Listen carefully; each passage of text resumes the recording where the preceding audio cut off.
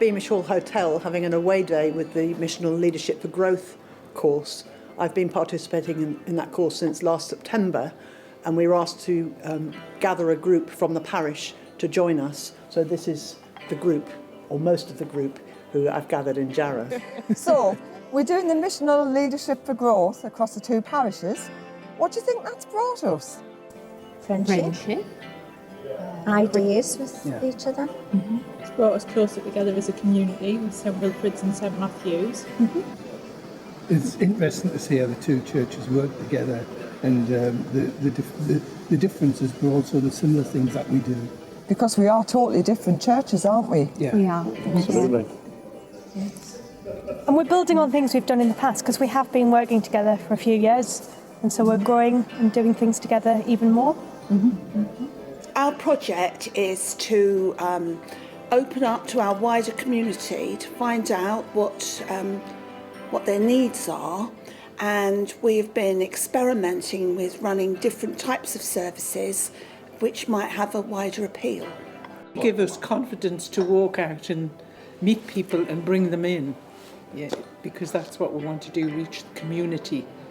We should listen carefully to God, because sometimes He speaks through others. Do you feel that Missional Leadership for Growth can make a difference in parishes like ours, Wingate and Wheatley Hill and the Easington Deanery? Yes, I do. I think it's already making a great difference. Oh, what differences do you see? Well, I think since we've had the East Dereham Mission project, where we've got together more in the deanery, and I think talking Jesus, it's been great. There's been a lot of collaboration between parishes within the partnership, hasn't there? Yeah, between there has. people. Yeah, and it's been really good to get to know people from other parishes and see what God is doing there. How do we see in a new way? Because I think in many ways that's what missional leadership is about. It is about seeing in a new way. And it's great to bring together a whole different group of skills and abilities and passions and together and working for God together. What changes is the way that you see it. That actually you see it in a different way, and that you see it through God's eyes. And then we've got the plans, obviously, to outreach into the new housing estate, of course, which is very exciting. And we're very much in the planning stage, as you know, at this point in time. Yeah. If we can find those people of peace that are willing to do action in those new estates as well, that'll be fantastic. Oh, it will. Absolutely. It's better to have the two parishes together, because you've got more resources and more people to draw on to deliver what we're trying to deliver as well. Yeah. I felt that PCC meeting, when we spent time talking about mission, was a significant moment in the life of the church. Absolutely. That people at that PCC meeting were saying we needed to pray, and the decision that followed to set aside silence in our main act of worship for prayer over these last few months, just once a month. There's something happening in that silence that is very, very powerful. It's tangible. And now we've got lots of other things going on, which I think God is very much leading us in. I think that leadership has changed, and actually God is no longer calling us to hug the coast. God is calling us into the deep.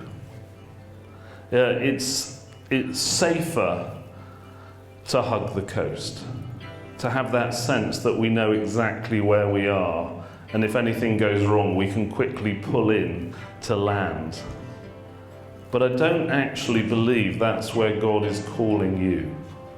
I think as part of missional leadership, God is calling you to the deep, whatever that might be in your context.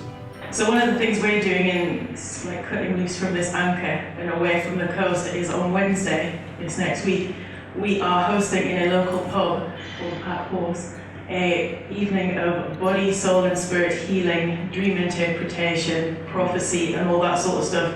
In the name of Jesus. In the name of Jesus, yes, this is all because God is at the centre of all we do. Yeah, and it's quite a risky thing to branch out into community and find out what things we can do that will bless our community, not just those of us who are in church, but those who are outside of the walls, because really the point is to grow God's kingdom and to be missional in our approach, because Jesus sent us out to speak to all people, to speak to all nations, you know, and how does that look in our community? Well, we went back to basics and we actually set up a ministry leadership team, which we didn't have before. We are reconnecting with our mothers and toddlers group, which already it's been running for past few years.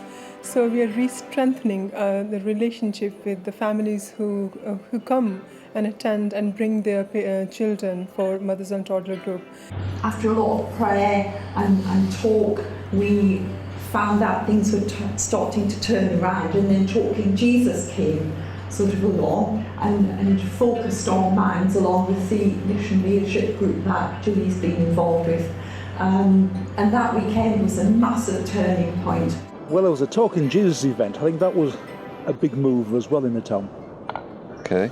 Because we had the group walking from the Abbey to town, Talking Jesus. But I enjoyed walking down town, particularly going into pubs and discussing Jesus in there. Absolutely. I mean, it's bringing Jesus to the people, isn't it? Exactly. And that is some ways what we're doing on the estates as well. Yes. So your idea, through the silence, through the prayers in the PCC, which is going out, reaching out to them and seeing if we can help, guide, steer, encourage people to come to the church.